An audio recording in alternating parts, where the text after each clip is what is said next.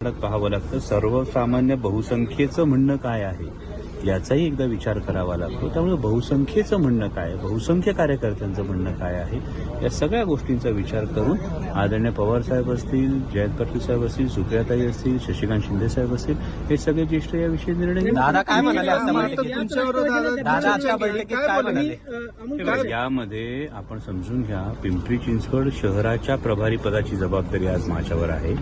पिंपरी चिंचवड शहरामध्ये भ्रष्टाचाराचं एक प्रचंड ज्या गोष्टी आहेत, या अतिशय दुर्दैवी प्रकारच्या भ्रष्टाचार हा होतोय. त्यासाठी आपण काय करता येईल हे कार्यकर्त्यांचं जे म्हणणं ते आम्ही करतो. मी म्हणतो wait and watch, wait and watch. Dada सत्तेमध्ये आहेत, दादा महायुतीमध्ये आहेत,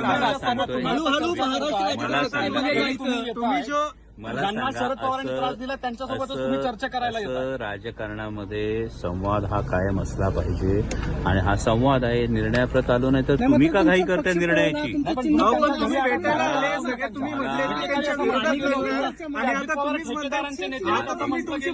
हेच म्हणणं अहो, एक मिनिट, तुम्ही का निर्णयावर जंप करताय? निर्णय झालेला